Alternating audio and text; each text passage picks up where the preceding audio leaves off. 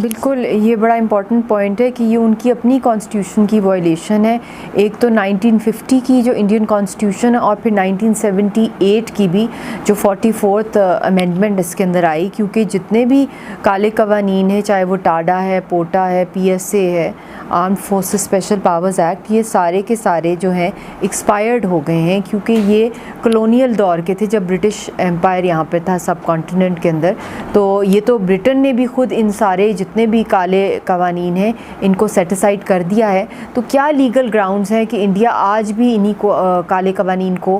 جو ہے امپلیمنٹ کر رہا ہے اور اس کے تحت کشمیریوں کو سزا دے رہا ہے؟ یہ تو دیکھیں رنویر پینل کوڈ یہاں لگتا ہے اور وہ جموں کشمیر کے حوالے سے, مگر جو انڈین پینل کوڈ ہے وہ اپلیکیبل ہی نہیں ہے مقبوضہ جموں کشمیر کے لوگوں کے لیے, کیونکہ یہ ڈسپیوٹڈ ٹیریٹری ہے اور یہ تو ویسے بھی فال کرتی ہے انڈر انٹرنیشنل جورسڈکشن. تو یہ ان کا لیگلی بنتا ہی نہیں ہے کہ کسی کشمیری کو یہ اپنی عدالتوں کے اندر پنش کریں, کیونکہ ہمارے فیوچر کا ابھی آزادی کا جو فیصلہ ہے وہ ابھی تک ہوا نہیں ہے, حق خود ارادیت ابھی تک کشمیریوں کو ملا نہیں ہے, وہ رائٹ جو یونائٹڈ نیشنز نے ان کو پرومس کیا, تو یہ تو یونائٹڈ نیشنز کے انڈر فال کرتے ہیں علاقے. بالکل وہاں بہت ان کی زندگی کو خطرہ ہے اور ان کے ساتھ جو سلوک کیا گیا ہے, ابھی 3.5 سال ہو گئے تہار کے ڈیتھ سیل میں رکھا گیا ہے.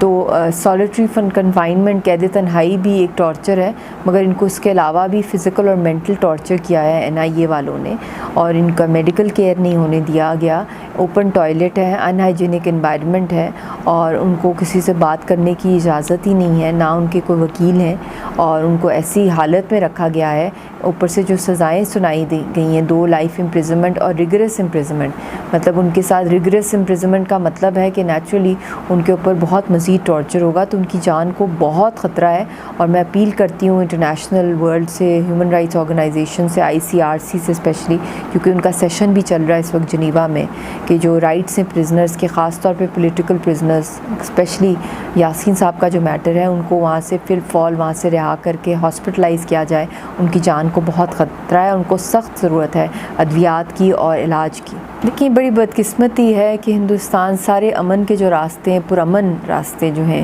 خاص طور پہ جو پرامن سیاسی تحریک کو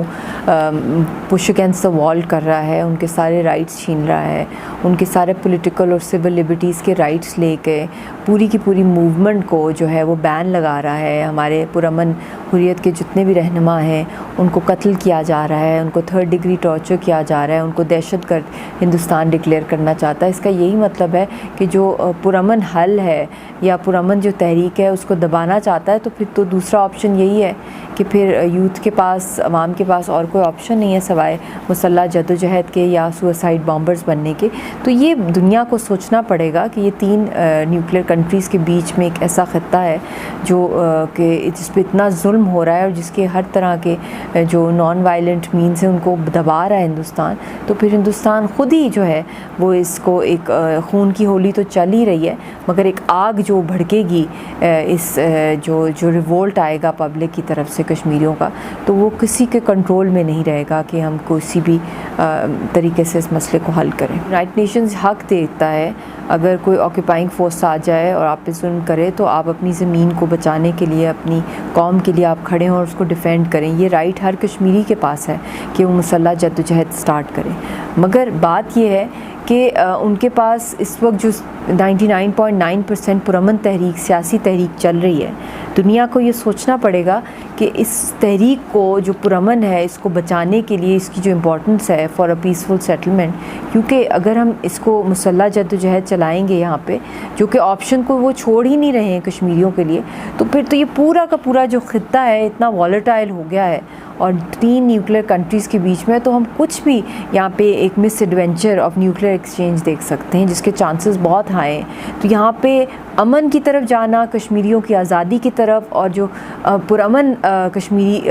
حریت کے جو رہنما ہیں ان کی جانوں کو بچانا, تاکہ وہ اس مسئلے کا حل جو ہے وہ ان کے پاس ہے. وہ اسٹیک ہولڈرز ہیں, عوام کی آواز جو ہے وہ اس کو ریپرزینٹ کرتے ہیں, تو ان کو بچانا اشد ضرورت ہے اگر ہم نے لارجر انٹرسٹ خطے کا اور دنیا کا دیکھنا ہے, امن اور سیکیورٹی کا.